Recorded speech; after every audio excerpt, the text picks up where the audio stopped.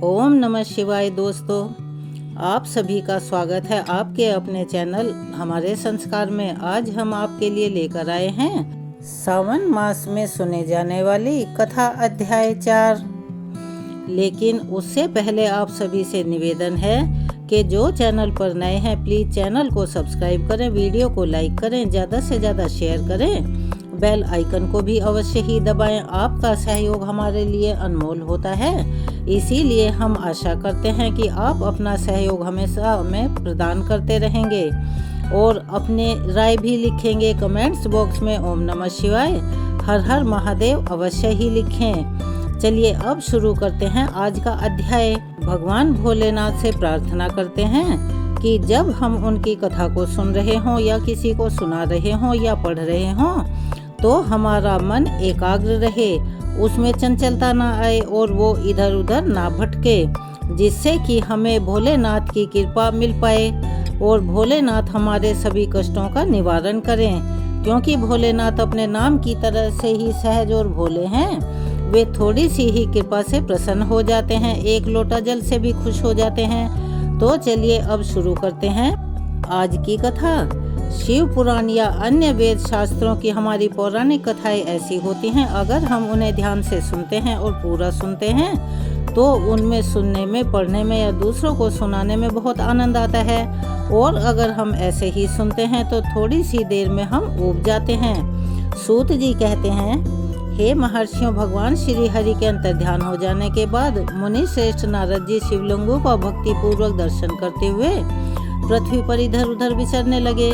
ब्राह्मणों भूमंडल पर घूम फिर कर उन्होंने भोग और मोक्ष देने वाले बहुत से शिवलिंगों का प्रेम पूर्वक और श्रद्धा भक्ति से दर्शन किया। दिव्यदर्शी नारद जी भूतल के तीर्थों में विचर रहे थे। इस समय उनका चित्त शुद्ध था। यह जानकर वे दोनों शिवगण उनके पास आए। वे उनके दिए हुए श्राप से उद्धार की इच्छा रखते हुए वहां गए और उन्होंने आदर पूर्वक मुनि के दोनों पैर पकड़ लिए और शीश झुकाकर भली भांति प्रणाम करके, यानी के दंडवत प्रणाम करके, शीघ्र ही इस प्रकार कहने लगे कि हे ब्राह्मण, हम दोनों शिव के गण हैं। हे मुनि, हमने ही आपका अपराध किया है। राजकुमारी श्रीमती के स्वयंवर में आपका चित्त माया से मोहित था। उस समय परमेश्वर की प्रेरणा से ही आपने हम दोनों को श्राप दे दिया था।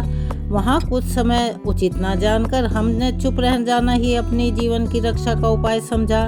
इसमें किसी का भी दोष नहीं है, हमें अपने कर्म का ही फल प्राप्त होता है। हे प्रभु, अब आप प्रसन्न हो जाइए और हम दोनों पर कृपा कीजिए।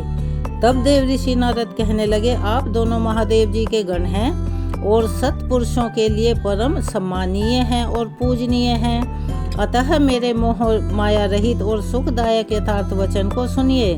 पहले निश्चय ही मेरी बुद्धि भ्रष्ट हो गई थी, यानी खराब हो गई थी, और मैं सर्वथा मोह माया के वशीभूत हो गया था। इसीलिए आप दोनों को मैंने श्राप दे दिया था। हे शिवगणों, मैंने जो कुछ कहा वह तो वैसा ही रहेगा, क्योंकि मेरा कहा हुआ टल नहीं सकता। तथापि मेरी बात अब ध्यान से सुनिए।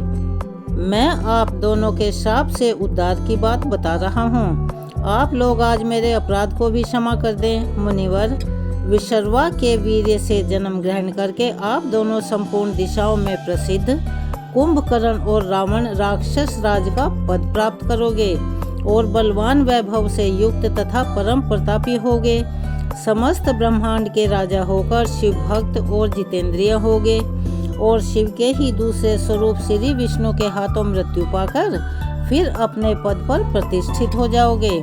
सूत जी कहते हैं, हे महर्षियों, महात्मा नारद मुनि की यह बात सुनकर वे दोनों शिवगण प्रसन्न होकर सानंद अपने अपने स्थान को लौट गए। श्री नारद जी भी अत्यंत आनंदित होकर अनन्य भाव से भगवान शिव का ध्यान और शिव तीर्थों का दर्शन करते हुए बारंबार भूमंडल में इधर उधर विचरण करने लगे। अंत में वे सबसे ऊपर विराजमान शिव प्रिया काशीपुरी में गए, जो शिव स्वरूपिणी और शिव को सुख देने वाली है। काशीपुरी का दर्शन करके नारद जी कृतार्थ हो गए। उन्होंने भगवान काशीनाथ का दर्शन किया और परम प्रेम एवं परम आनंद से युक्त होकर उनकी पूजा की। और बड़े आनंदित मन से काशी का सेवन करके वे मुनि श्रेष्ठ कृतज्ञता का अनुभव करने लगे और प्रेम से विभल होकर उसका नमन वर्णन तथा स्मरण करते हुए ब्रह्मलोक को गए। निरंतर शिव का स्मरण करने से उनकी बुद्धि शुद्ध हो गई। वहां पहुंचकर शिव तत्व का विशेष रूप से ज्ञान प्राप्त करने की इच्छा से नारद जी ने ब्रह्मा जी को भक्ति पूर्वक नमस्कार किया और नाना प्रकार के स्तोत्रों द्वारा उनकी स्तुति की। उनसे शिव तत्व के विषय में पूछा। उस समय नारद जी का हृदय भगवान शंकर के प्रति भक्ति भावना से परिपूर्ण था। नारद जी कहने लगे, हे ब्राह्मण, पर ब्रह्म परमात्मा के स्वरूप को जानने वाले पितामह, हे जगत प्रभु, आपके कृपा प्रसाद से मैंने भगवान विष्णु के उत्तम महात्म्य का पूर्णतया ज्ञान प्राप्त किया है। भक्ति मार्ग, ज्ञान मार्ग, अत्यंत दुस्तर तपोमार्ग, दान मार्ग तथा तीर्थ मार्ग का भी वर्णन सुना है, परंतु शिव तत्व का ज्ञान मुझे अभी तक नहीं हुआ। मैं भगवान शंकर की पूजा विधि भी नहीं जानता। अतः हे प्रभु, आप क्रमशः इन विषयों को तथा भगवान शिव के विविध चरित्रों को और उनके स्वरूप तत्व, प्राकट्य, विवाह, गृहस्थ धर्म सब कुछ मुझे बतलाइए। हे निष्पाप पितामह, यह सब बातें तथा और जो भी आवश्यक बातें हों उन सब का आपको वर्णन करना चाहिए। हे पितामह, शिव और शिवा के आविर्भाव और विवाह का प्रसंग विशेष रूप से कहिए तथा कार्तिकेय जी के जन्म की कथा भी मुझे सुनाइए। हे प्रभु, पहले बहुत से लोगों से मैंने यह बातें सुनी हैं कि मैं तब भी तृप्त नहीं हो सका हूँ, इसीलिए आपकी शरण में आया हूँ। आप मुझ पर कृपा कीजिए। अपने पुत्र नारद की यह बात सुनकर लोक पितामह ब्रह्मा वह इस प्रकार कहने लगे कि हे ब्राह्मण देव शिरोमणि, तुम सदा समस्त जगत के उपकार में ही लगे रहते हो। तुमने लोगों के हित की कामना से बहुत उत्तम बात पूछी है, जिसके सुनने से संपूर्ण लोगों के समस्त पापों का नाश हो जाता है। उस अनामय शिव तत्व का मैं तुमसे वर्णन करता हूँ। शिव तत्व का स्वरूप बड़ा ही उत्कृष्ट और अद्भुत है। जिस समय समस्त चराचर जगत नष्ट हो गया था, सर्वत्र केवल अंधकार ही अंधकार फैला हुआ था। न कहीं सूर्य दिखाई देते थे, न चंद्रमा, और अन्य ग्रहों और नक्षत्रों का भी कुछ पता ही नहीं था।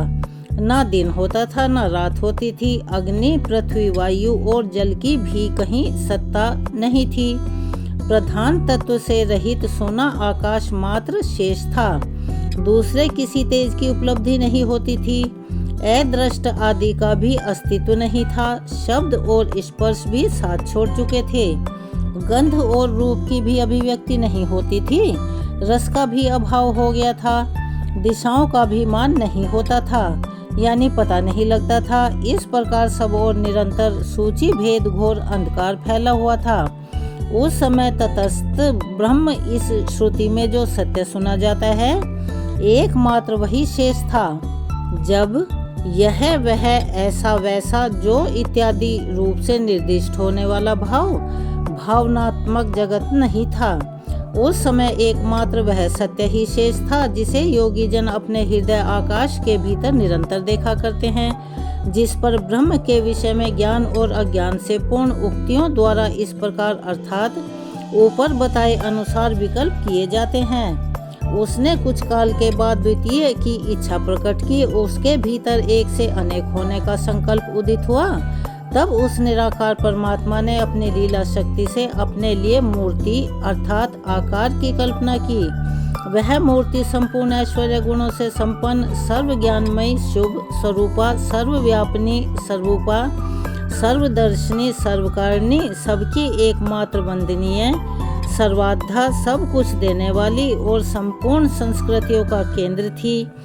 उस शुद्ध रूपणी ईश्वर मूर्ति की कल्पना करके वह अद्वितीय, अनादि, अनंत, सर्व प्रकाशक, चिन्मयी, सर्वव्यापी और अविनाशी पर ब्रह्म अंतर्निहित हो गया।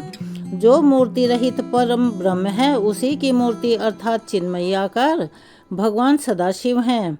अर्वाचीन और प्राचीन विद्वान उन्हीं को ईश्वर कहते हैं। उस समय एकाकी रहकर स्वेच्छा अनुसार विहार करने वाले उन सदाशिव ने अपने विग्रह से स्वयं ही एक स्वरूप भूता शक्ति की सृष्टि की, जो उनके अपने ही श्री अंग से कभी अलग नहीं होने वाली थी।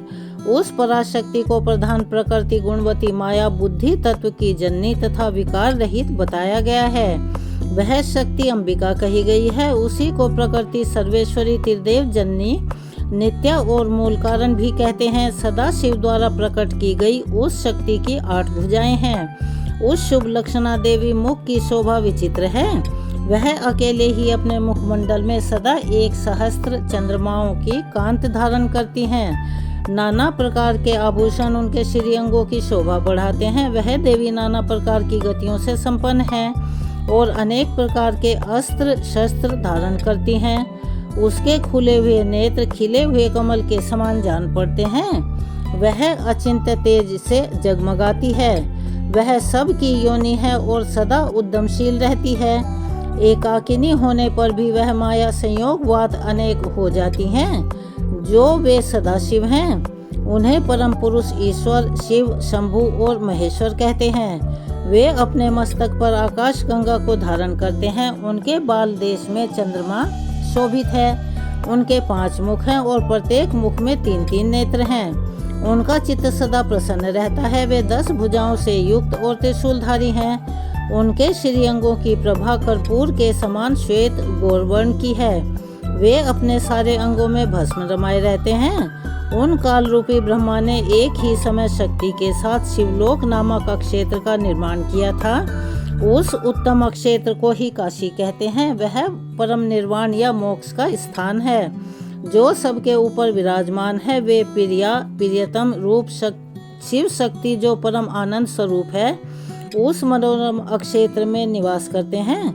काशीपुरी परमानंद रूपनी है। हे मुनि, शिव और शिवा ने प्रलय काल में भी कभी उस अक्षेत्र को अपने सानिध्य से मुक्त नहीं किया है।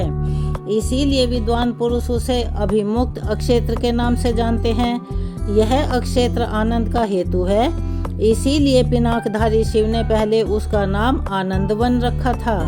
उसके बाद वह अभिमुक्त के नाम से प्रसिद्ध हुआ। हे देव ऋषि, एक समय उस आनंद वन में रमण करते हुए शिवा और शिव के मन में यह इच्छा हुई कि किसी दूसरे पुरुष की भी सृष्टि करनी चाहिए। जिस पर यह सृष्टि संचालन का महान भार रखकर हम दोनों केवल काशी में रहकर इच्छा के अनुसार घूमें, इधर उधर विचरण करते रहें और निर्वाण धारण करें। वही पुरुष हमारे अनुग्रह को सदा सबकी सृष्टि करें, पालन करें, वही अंत में सबका संहार करें। यह चित्त एक समुद्र के समान है। इसमें चिंता की उताल तरंगे उठ उठकर इसे चंचल बनाए रहती हैं। इसमें सत्व गुण रूपी रत्न, तमोगुण रूपी ग्रह और रजोगुण रूपी मूंगे भरे हुए हैं। इस विशाल चित्र समुद्र को संकुचित करके हम दोनों उस पुरुष के प्रसाद से आनंदवन यानी के काशी में निवास करें। और वह आनंदवन वो स्थान है जहाँ हमारी मनोवृत्ति सब ओर से सिमटकर इसी में लगी हुई है तथा जिसके बाहर का जगत चिंता से आतुर प्रतीत होता है। ऐसा निश्चय करके शक्ति सहित सर्वव्यापी परमेश्वर शिव ने अपने वाम भाग के 10वें अंग पर अमृत मल दिया।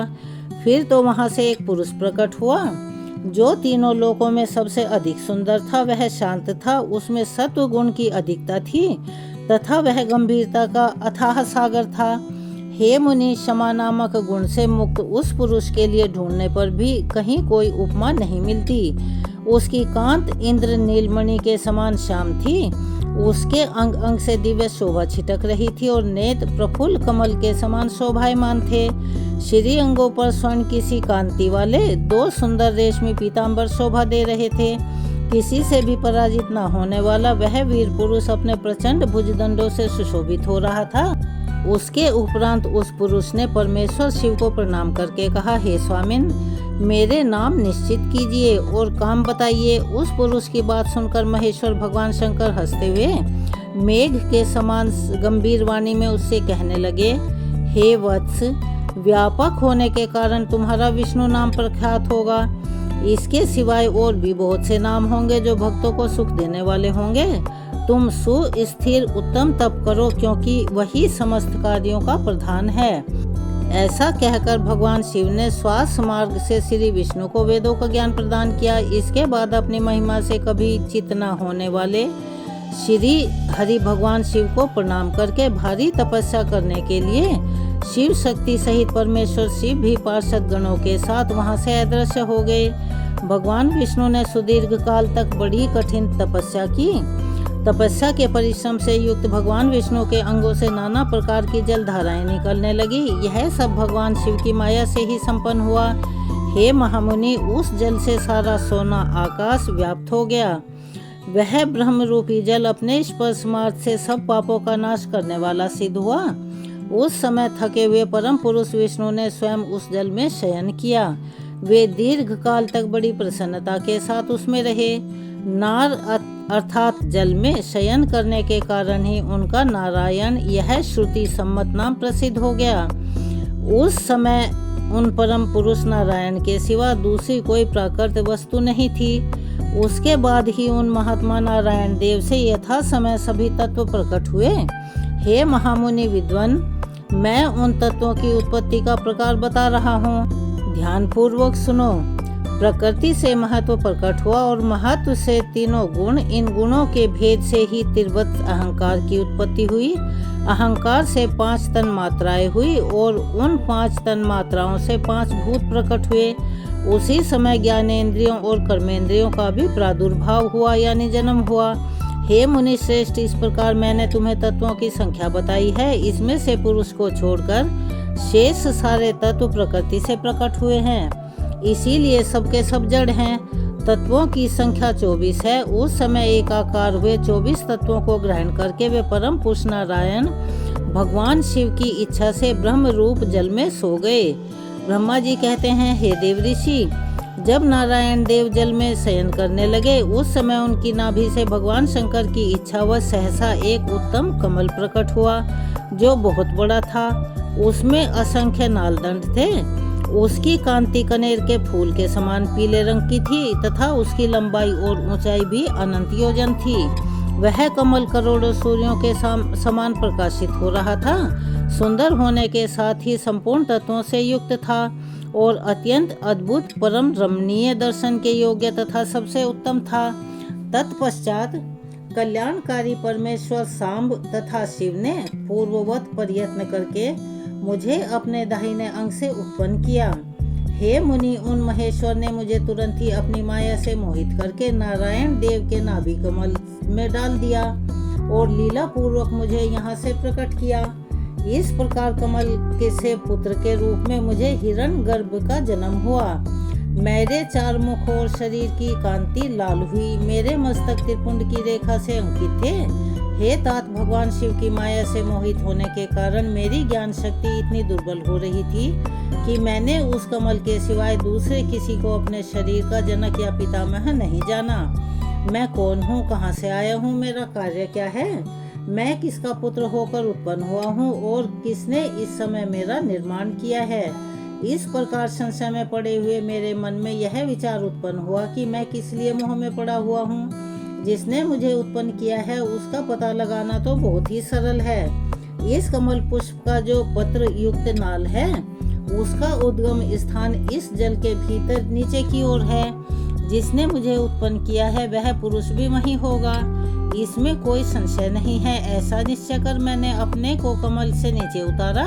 हे मुनि, मैं उस कमल की एक एक नाल में गया और सैकड़ों वर्षों तक वहां भ्रमण करता रहा, किंतु कहीं भी उस कमल के उद्गम का उत्तम स्थान मुझे मिल नहीं पाया। तब पुनः संशय में पड़कर मैं उस कमल पुष्प पर जाने के लिए उत्सुक हुआ और नाल के मार्ग से उस कमल पर चढ़ने लगा। इस तरह बहुत ऊपर जाने पर भी मैं उस कमल के कोश को नहीं पा सका। उस दशा में मैं और भी मोहित हो गया और भ्रमित हो गया। हे मुनि, उस समय भगवान शिव की इच्छा से परम मंगलमयी उत्तम आकाशवाणी प्रकट हुई जो मेरे मुंह का विध्वंस करने वाली थी। उस वाणी ने कहा, तप करो। उस आकाशवाणी को सुनकर मैंने अपने जन्मदाता पिता का दर्शन करने के लिए उस समय पुनः प्रयत्न पूर्वक 12 वर्षों तक घोर तपस्या की। तब मुझ पर कृपा करने के लिए ही 4 भुजाओं और सुंदर नेत्रों से सुशोभित भगवान विष्णु वहां सहसा प्रकट हो गए। उन परम पुरुष ने अपने हाथों में शंख, चक्र, गदा और पद्म धारण कर रखे थे। उनके सारे अंग सजल जलधर के समान श्याम कांति से सुशोभित थे। उन परम प्रभु ने सुंदर पीताम्बर पहन रखा था। उनके मस्तक आदि अंगों से मुकुट आदि महामूल्यवान आभूषण शोभायमान हो रहे थे। उनका मुखारविंद प्रसन्नता से खिला हुआ था। मैं उनकी छवि पर मोहित हो रहा था। वे मुझे करोड़ों कामदेवों के समान मनोहर दिखाई दिए। उनका वह अत्यंत सुंदर रूप देखकर मुझे बड़ा आश्चर्य हुआ। वे सांवली और सुनहरी आभा से शोभा पा रहे थे। उस समय उन सदृश सतत स्वरूप परमात्मा, चार भुजा धारण करने वाले महाबाहु नारायण देव को वहां उस रूप में अपने सामने देखकर मुझे बड़ा हर्ष हुआ।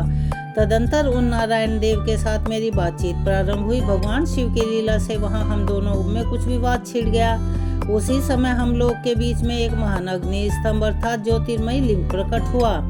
मैंने और श्री विष्णु ने क्रमशः ऊपर और नीचे जाकर उसके आदि और अंत का पता लगाने की बड़ी कोशिश की, परंतु हमें कहीं भी उसका छोर नहीं मिला। मैं थककर ऊपर से नीचे लौट आया और भगवान विष्णु भी उसी तरह नीचे से ऊपर आकर मुझसे मिले।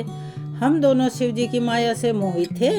श्री हरि ने मेरे साथ आगे पीछे से और अगल बगल से परमेश्वर शिव को प्रणाम किया। फिर वे सोचने लगे कि यह क्या वस्तु है। इसके स्वरूप का वर्णन नहीं किया जा सकता, क्योंकि ना तो इसका कोई नाम है ना कर्म है। लिंग रहित तत्व ही यहाँ लिंग भाव को प्राप्त हो गया है। ध्यान मार्ग में भी इसके स्वरूप का कुछ पता नहीं चलता। इसके बाद मैं और श्री हरि दोनों ने अपने चित्त को स्वस्थ करके स्थिर करके उस अग्नि स्तंभ को प्रणाम करना आरंभ कर दिया। हम दोनों कहने लगे, हे महाप्रभु, हम आपके स्वरूप को नहीं जानते। आप जो कोई भी क्यों न हो, हमारा नमस्कार है। आप शीघ्र ही हमें अपने यथार्थ रूप का दर्शन दीजिए। हे मुनि श्रेष्ठ, इस प्रकार अहंकार से अविष्ट हुए हम दोनों ही वहां पर नमस्कार करने लगे। ऐसा करते हुए हमारे 100 वर्ष बीत गए। अब जानिए कि किस प्रकार ब्रह्मा और विष्णु को भगवान शिव के शरीर का दर्शन हुआ। श्री ब्रह्मा जी कहते हैं, हे मुनि श्रेष्ठ नारद, इस प्रकार हम दोनों देवता गर्भ रहित होकर निरंतर प्रणाम करते रहे। हम दोनों के मन में एक ही अभिलाषा थी कि इस ज्योतिर्लिंग के रूप में प्रकट हुए परमेश्वर प्रत्यक्ष दर्शन दें।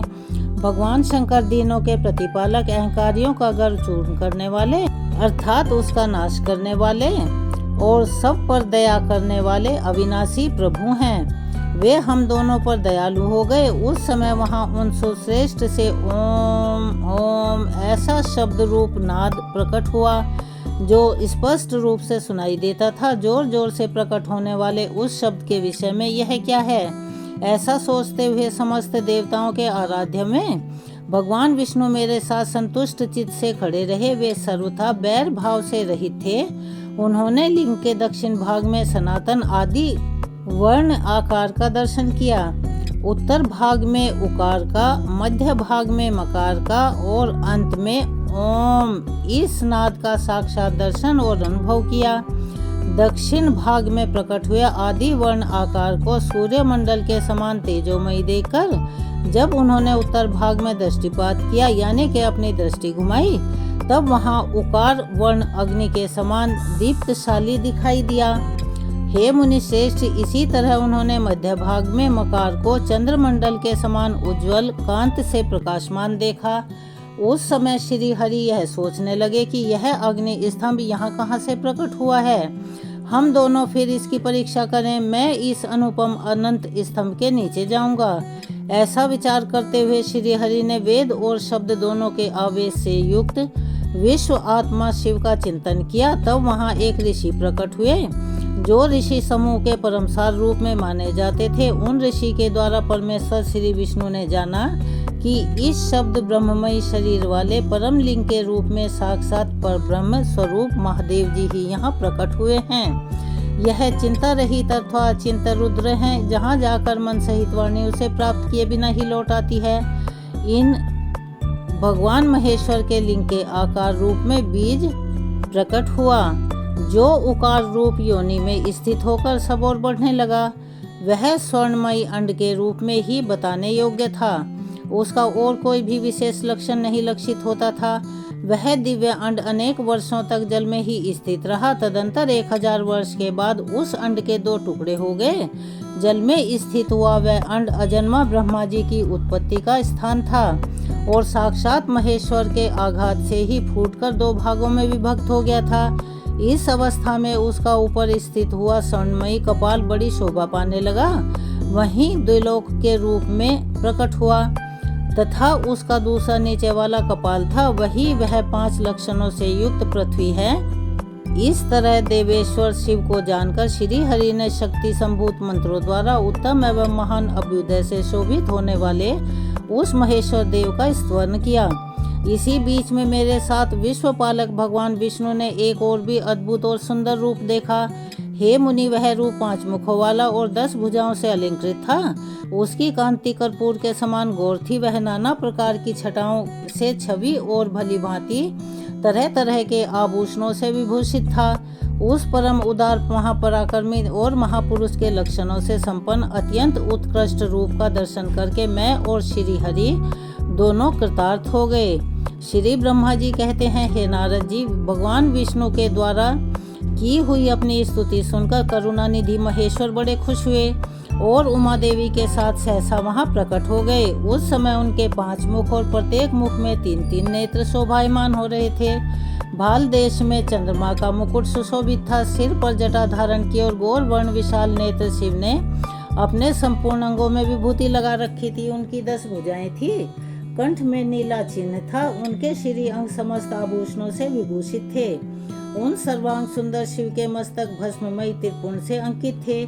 ऐसे विशेष गुणों से युक्त परमेश्वर महादेव जी की भगवती उमा के साथ उपस्थिति देख मैंने और भगवान विष्णु ने पुनः प्रिय वचनों द्वारा उनकी स्तुति की। तब पाप हारी करुणा कर भगवान महेश्वर ने प्रसन्नचित होकर उन श्री विष्णु देव को श्वास रूप से वेद का उपदेश दिया।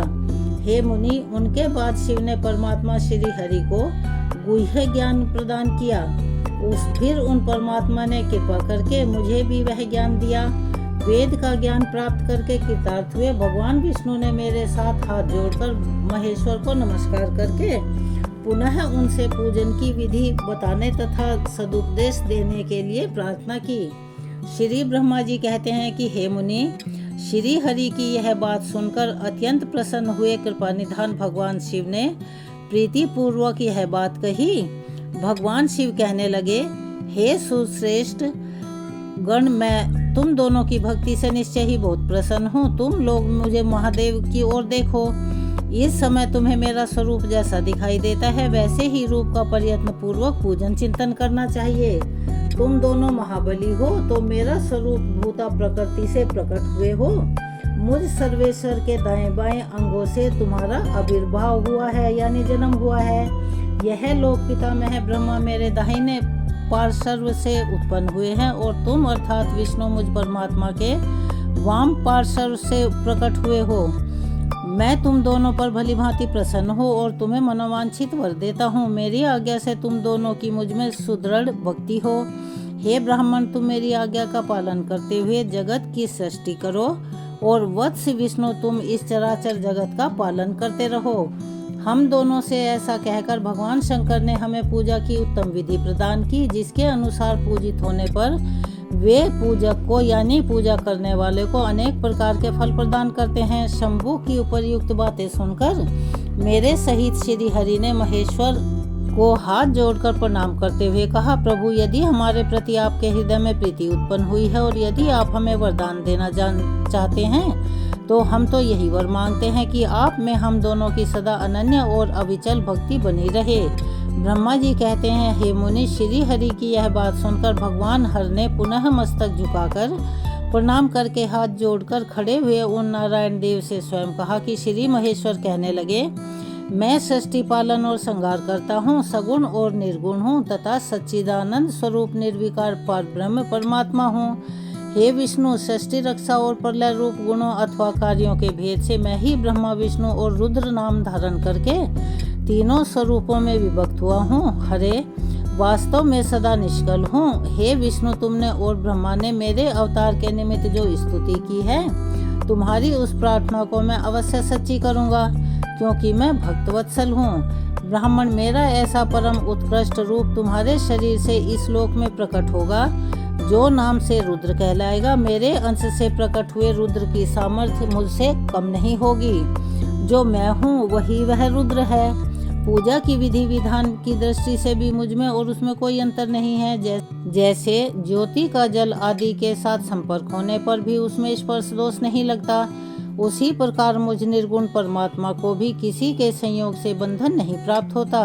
यह मेरा शिव स्वरूप है। जब रुद्र प्रकट होंगे तब वे भी शिव के ही तुल्य होंगे। महामुनि उनमें और शिव में परायपन का भेद नहीं करना चाहिए।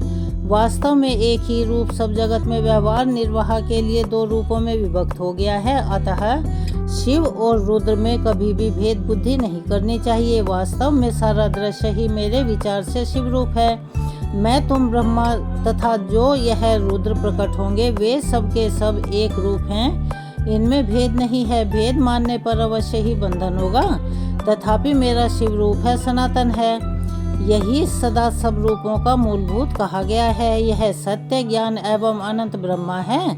ऐसा जानकर सदा मन से मेरे यथार्थ स्वरूप का दर्शन करना चाहिए। ब्राह्मण सुनो, मैं तुम्हें एक गोपनीय बात बता रहा हूँ।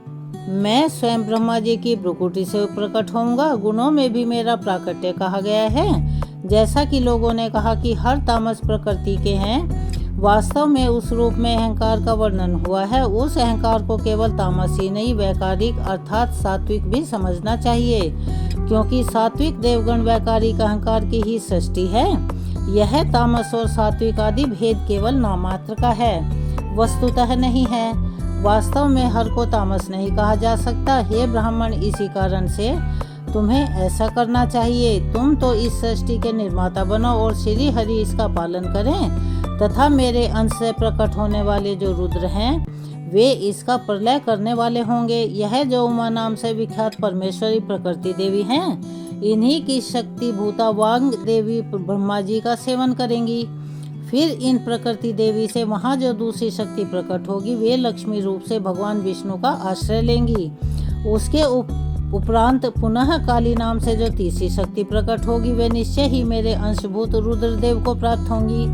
वे कार्य की सिद्धि के लिए वहाँ ज्योति रूप से प्रकट होंगी। इस प्रकार मैंने देवी के शुभ स्वरूप पराशक्तियों का परिचय दिया। उनका कार्यक्रम सृष्टि पालन और संहार का संपादन ही है। हे सुश्रेष्ठ, यह सब की सब मेरी प्रिया प्रकृति देवी की ही अंशभूता हैं। हे हरे, तुम लक्ष्मी जी का सहारा लेकर कार्य शुरू करो। ब्राह्मण, तुम्हें प्रकृति की अंशभूता वाग देवी को पाकर मेरी आज्ञा के अनुसार मन से सृष्टि कार्य का संचालन करना चाहिए, और मैं अपनी प्रिया की अंशभूता परात पर काली का आश्रय लेकर रुद्र रूप से प्रलय संबंधी उत्तम कार्य करूंगा। तुम सब लोग अवश्य ही संपूर्ण आश्रमों तथा उसमें भिन्न अन्य प्रकार के विविध कार्यों द्वारा चारों वर्णों से भरे हुए इस लोक की सृष्टि और रक्षा आदि करके सुख पाओगे। हे हरे, तुम ज्ञान विज्ञान से संपन्न तथा संपूर्ण लोकों के हितैषी हो। अतः अब मेरी आज्ञा पाकर जगत में सब लोगों के लिए मुक्तिदाता बन जाओ। मेरा दर्शन होने पर जो फल प्राप्त होता है वही तुम्हारा दर्शन होने पर भी होगा। मेरी यह बात 100% सही है। यह बात सत्य है, इसमें संशय के लिए कोई स्थान नहीं। मेरे हृदय में विष्णु है और विष्णु के हृदय में मैं हूँ। जो इन दोनों में अंतर नहीं समझता वही मुझे विशेष प्रिय है। श्री हरि मेरे बाएं अंग से प्रकट हुए हैं, ब्रह्मा का दाहिने अंग से प्राकट्य हुआ है, और महाप्रलयकारी विश्वात्मा रुद्र मेरे हृदय से प्रादुर्भाव होंगे। हे विष्णु, मैं ही सृष्टि का पालन और संहार करने वाले रज आदि त्रिविध गुणों का द्वारा ब्रह्मा विष्णु और रुद्र नाम से प्रसिद्ध हूँ। तीनों रूपों में पृथक पृथक प्रकट होता हूँ। साक्षात शिव गुणों से भिन्न है, वे प्रकृति और पुरुष से भी परे हैं। अद्वितीय नित्य अनंत पूर्ण एवं निरंजन पर ब्रह्म परमात्मा है। तीन लोकों का पालन करने वाले श्री हरि अपने भीतर तमोगुण और बाहर सत्वगुण धारण करते हैं। त्रिलोकी का संहार करने वाले रुद्रदेव भीतर सत्वगुण और बाहर तमोगुण धारण करते हैं, तथा त्रिभुवन की सृष्टि करने वाले ब्रह्मा जी बाहर और भीतर से ही रजोगुणी हैं। इस प्रकार ब्रह्मा विष्णु तथा रुद्र इन तीन देवताओं में गुण हैं, परंतु शिव गुणातीत माने गए हैं। हे विष्णु, तुम मेरी आज्ञा से इन सृष्टिकर्ता पितामह का प्रसन्नता पूर्वक पालन करो। ऐसा करने से तीनों लोकों में पूजनीय होगे। परमेश्वर शिव बोले, उत्तम व्रत का पालन करने वाले हरे, हे विष्णु, अब तुम मेरी दूसरी आज्ञा सुनो। उसका पालन करने से तुम सदा समस्त लोकों में माननीय और पूजनीय बने रहोगे। ब्रह्मा जी के द्वारा रचे गए लोक में जब कोई दुख या संकट उत्पन्न हो तब तुम उन संपूर्ण दुखों का नाश करने के लिए सदा तैयार रहना। तुम्हारे संपूर्ण दुस्सह कार्यों के मैं तुम्हारी सहायता करूंगा। तुम्हारे जो दुर्जन और अत्यंत उत्कट शत्रु होंगे उन सबको मैं मार गिराऊंगा। हरे, तुम नाना प्रकार के अवतार धारण करके लोकों में अपनी उत्तम कीर्ति का विस्तार करो और सबके उद्धार के लिए तैयार रहो। तुम रुद्र के ध्येय हो और रुद्र तुम्हारे ध्येय हैं। तुम में और रुद्र में कुछ भी अंतर नहीं है। जो मनुष्य रुद्र का भक्त होकर तुम्हारी निंदा करेगा उसका सारा पुण्य तत्काल भस्म हो जाएगा। पुरुषोत्तम विष्णु तुमसे द्वेष करने के कारण मेरी आज्ञा से उसको नरक में गिरना पड़ेगा। यह बात 100% सत्य है और इसमें कोई संदेह नहीं। तुम इस लोक में मनुष्यों के लिए विशेषतः भोग और मोक्ष प्रदान करने वाले भक्तों के ध्येय बनकर यानी उनके पूज्य होकर प्राणियों का निग्रह और अनुग्रह करो। ऐसा कहकर भगवान शिव ने मेरा हाथ पकड़ लिया और श्री विष्णु को सौंपकर उनसे कहा, तुम संकट के समय सदा इनकी सहायता करते रहना। सबके अध्यक्ष होकर सभी को भोग और मोक्ष प्रदान करना तथा सर्वदा समस्त कामनाओं का साधक और सर्वश्रेष्ठ बने रहना। जो तुम्हारी शरण में आ गया वह निश्चय ही मेरी शरण में आ गया। जो मुझ में और तुम में अंतर समझता है वह अवश्य नरक में जाता है। ब्रह्मा जी कहते हैं, हे देव ऋषि, भगवान शिव का यह वचन सुनकर मेरे साथ भगवान विष्णु ने सबको वश में करने वाले विश्वनाथ को प्रणाम करके श्री विष्णु बोले, हे करुणा सिंधु जगन्नाथ शंकर, मेरी यह बात सुनिए। मैं आपकी आज्ञा के अधीन रहकर यह सब कुछ करूंगा। हे स्वामिन, जो मेरा भक्त होकर आपकी निंदा करे उसे आप निश्चय ही नरकवास प्रदान करें। नाथ, जो आपका भक्त है वह मुझे अत्यंत प्रिय है। जो ऐसा जानता है उसके लिए मोक्ष दुर्लभ नहीं है। श्री हरि का यह कथन सुनकर दुखहारी हर ने उनकी बात का अनुमोदन किया और नाना प्रकार के धर्मों का उपदेश देकर हम दोनों के हित की इच्छा से हमें अनेक प्रकार के वर दिए।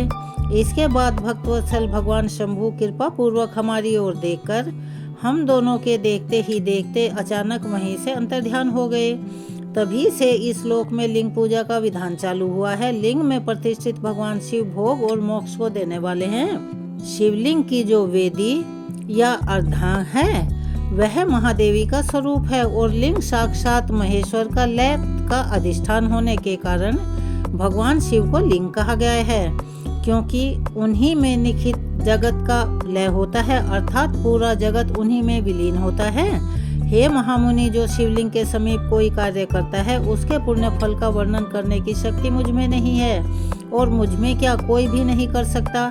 उसके बाद नारद जी के पूछने पर ब्रह्मा जी कहने लगे, हे मुनि, हमें पूर्वोक्त आदेश देकर जब महादेव जी अंतर्ध्यान हो गए तब मैं उनकी आज्ञा का पालन करने के लिए ध्यानमग्न होकर कर्तव्य का विचार करने लगा। उस समय भगवान शंकर को नमस्कार करके श्री हरि से ज्ञान पाकर परम आनंद को प्राप्त हो मैंने सृष्टि करने का निश्चय किया। तात भगवान विष्णु भी वहां सदा शिव को प्रणाम करके मुझे आवश्यक उपदेश देकर वहां से तत्काल ही अंतर्ध्यान हो गए। वे ब्रह्मांड से बाहर जाकर भगवान शिव की कृपा प्राप्त करके बैकुंठ धाम में जा पहुँचे और सदा वहीं रहने लगे। मैंने सृष्टि की इच्छा से भगवान शिव और विष्णु का स्मरण करके पहले के रचे हुए जल में अपनी अंजलि डालकर जल को ऊपर की ओर उछाला। इससे वहां एक अंड प्रकट हुआ जो 24 तत्वों का समूह कहा गया। विप्रवर, वह विराट आकार वाला अंड जड़ रूप ही था। उसमें चेतनता न देखकर मुझे बड़ा संदेह हुआ और मैं अत्यंत कठोर तप करने लगा। 12 वर्षों तक भगवान विष्णु के चिंतन में लगा रहा।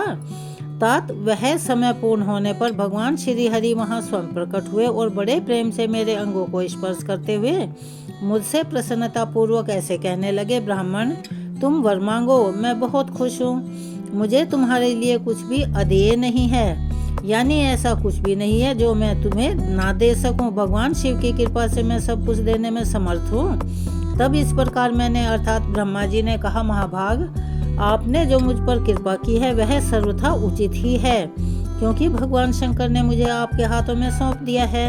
हे विष्णु, आपको नमस्कार है। आज मैं आपसे जो कुछ भी मांगता हूँ उसे दीजिए। हे प्रभु, यह विराट रूप 24 तत्वों से बना हुआ अंड किसी तरह चेतन नहीं हो रहा है, जड़ भूत दिखाई दे रहा है। हे हरे, इस समय भगवान शिव की कृपा से आप यहाँ प्रकट हुए हैं, अतः शंकर की सृष्टि शक्ति या विभूति से प्राप्त हुए इस अंड में चेतनता लाइए।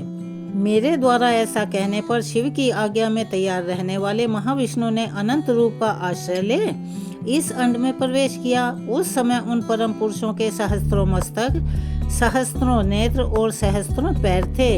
उन्होंने भूमि को सब ओर से घेरकर उस अंड को व्याप्त कर लिया। मेरे द्वारा भली भांति स्तुति की जाने पर जब श्री हरि ने उस अंड में प्रवेश किया, तब वह 24 तत्वों का विकार रूप अंड सचेतन हो गया। पाताल से लेकर सत्यलोक तक की अवधि वाले उस अंड के रूप में वहां साक्षात श्री हरि ही विराजने लगे। उस विराट अंड में व्यापक होने से वे ही प्रभु वैराज पुरुष कहलाए। पंचमुख महादेव ने केवल अपने रहने के लिए सुरम्य कैलाश नगर का निर्माण किया, जो कि सब लोकों से ऊपर सुशोभित होता था। हे देव ऋषि, संपूर्ण ब्रह्मांड का नाश हो जाने पर भी वैकुंठ और कैलाश, इन दो धामों का यहाँ कभी नाश नहीं होता। मुनि श्रेष्ठ, मैं सत्यलोक का आश्रय लेकर कहता हूँ, तात महादेव जी की आज्ञा से ही मुझ में सृष्टि रचने की इच्छा उत्पन्न हुई। बेटा, जब मैं सृष्टि की इच्छा से चिंतन करने लगा, उस समय पहले मुझ में अनजाने में ही पाप पूर्ण तमोगुणी सृष्टि का प्रादुर्भाव यानी जन्म हुआ, जिससे अविद्या पंचक तथा पंच पर्व अविद्या कहते हैं। इसके बाद प्रसन्नचित होकर शंभु की आज्ञा से मैं पुनः अनासक्त भाव से सृष्टि का चिंतन करने लगा। उस समय मेरे द्वारा स्थावर, संज्ञक, वृक्ष आदि की सृष्टि हुई, जिसे मुख्य सर्ग कहते हैं। यह पहला सर्ग है। उसे देखकर तथा वह अपने लिए पुरुषार्थ का साधक नहीं है, यह जानकर सृष्टि की इच्छा वाले मुझ ब्रह्मा से दूसरा सर्ग उत्पन्न हुआ, जो दुख से भरा हुआ था। उसका नाम तिर्यक स्तोत्रा। वह सर्ग भी पुरुषार्थ का साधक नहीं था, उसे भी पुरुषार्थ साधन की शक्ति से रहित जान जब मैं पुनः सृष्टि का चिंतन करने लगा, तब मुझसे शीघ्र ही तीसरे सात्विक सर्ग का प्रादुर्भाव हुआ, जिसे उद्धर्व स्तोत्र कहते हैं। यह देव सर्ग के नाम से विख्यात हुआ। देव सर्ग सत्यवादी तथा अत्यंत सुखदायक है। उसे भी पुरुषार्थ साधन की रुचि और अधिकार से रहित मानकर मैंने अन्य सर्गों के लिए अपने स्वामी श्री शिव का चिंतन आरंभ किया। तब भगवान शंकर की आज्ञा से एक रजोगुणी सृष्टि का प्रादुर्भाव हुआ, जिसे अर्वाक स्तोत्र कहा गया। इस सर्ग के प्राणी मनुष्य हैं, जो पुरुषार्थ साधन के उच्च अधिकारी हैं। उसके पश्चात महादेव जी की आज्ञा से भूत आदि की सृष्टि हुई। इस प्रकार मैंने 5 तरह की व्याकृत सृष्टि का वर्णन किया। इनके सिवा 3 प्राकृत सर्ग भी कहे गए हैं, जो मुझ ब्रह्मा के सानिध्य से प्रकृति से ही प्रकट हुए हैं। इनमें पहला महत्व का सर्ग है, दूसरा सूक्ष्म भूतों अर्थात तन मात्राओं का सर्ग है, और तीसरा वैकारिक सर्ग कहलाता है। इस तरह यह 3 प्राकृत सर्ग हैं। प्राकृत और वैकृत दोनों प्रकार के सर्गों को मिलाने से 8 सर्ग होते हैं। इनके सिवा 9वां कुमार सर्ग है, जो प्राकृत और व्याकृत है। इन सब के अवान्तर भेद का भी मैं वर्णन नहीं कर सकता, क्योंकि उसका उपयोग बहुत ही थोड़ा है, और द्विजात्मक सर्ग का प्रतिपादन करता हूँ, व्याख्यान करता हूँ। इसी का दूसरा नाम कौमार सर्ग है, जिसमें सनक, सनंदन आदि कुमारों की महत्वपूर्ण सृष्टि हुई है। सनक आदि मेरे 4 मानस पुत्र हैं, जो मुझ ब्रह्मा के ही समान हैं। वे महान वैराग्य से संपन्न तथा उत्तम व्रत का पालन करने वाले हुए। उनका मन सदा भगवान शिव के चिंतन में ही लगा रहता है। वे संसार से विमुख और ज्ञानी हैं। उन्होंने मेरे आदेश पर भी सृष्टि के कार्य में मन नहीं लगाया। हे मुनि श्रेष्ठ नारद, सनक आदि कुमारों के दिए हुए नकारात्मक उत्तर को सुनकर मैंने बड़ा भयंकर क्रोध प्रकट किया। उस समय मुझ पर मोह छा गया था। उस अवसर पर मैंने मन ही मन भगवान श्री हरि का ध्यान किया, और वे शीघ्र ही आ गए और उन्होंने मुझे समझाते हुए कहा, तुम भगवान शिव की प्रसन्नता के लिए तपस्या करो। मुनि श्रेष्ठ, जब श्री हरि ने मुझे ऐसी शिक्षा दी, तब मैं महाघोर और उत्कृष्ट तप करने लगा।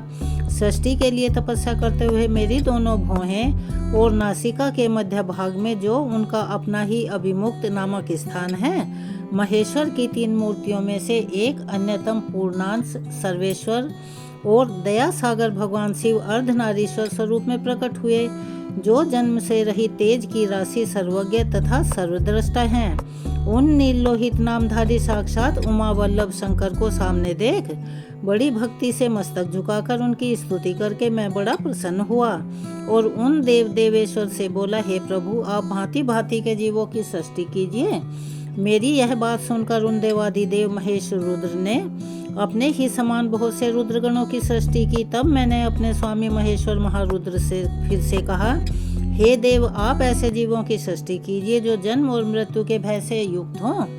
मुनि श्रेष्ठ मेरी ऐसी बातें सुनकर करुणा सागर महादेव जी हंस पड़े और तत्काल इस प्रकार कहने लगे, विधाता, मैं जन्म और मृत्यु के भय से युक्त अशोभन जीवों की सृष्टि नहीं करूंगा, क्योंकि वे कर्मों के अधीन हो दुख के समुद्र में डूबे रहेंगे। मैं तो दुख के सागर में डूबे हुए उन जीवों का उद्धार मात्र करूंगा। गुरु का स्वरूप धारण करके उत्तम ज्ञान प्रदान कर उन सबको संसार सागर से पार करूंगा। हे प्रजापति, दुख में डूबे हुए सारे जीव की सृष्टि तो तुम ही करो। मेरी आज्ञा से इस कार्य में प्रवृत्त होने के कारण तुम्हें माया नहीं बांध सकेगी। मुझसे ऐसा कहकर श्रीमान भगवान नील लोहित महादेव मेरे देखते ही देखते अपने पार्षदों के साथ वहां से तुरंत अंतर्ध्यान हो गए। आज की कथा को हम यहीं विराम देते हैं। इसके आगे की कथा कल अपनी दूसरी वीडियो में सुनाएंगे, उसे भी अवश्य ही सुनिएगा। कमेंट्स बॉक्स में ओम नमः शिवाय हर हर महादेव अवश्य ही लिखें। धन्यवाद।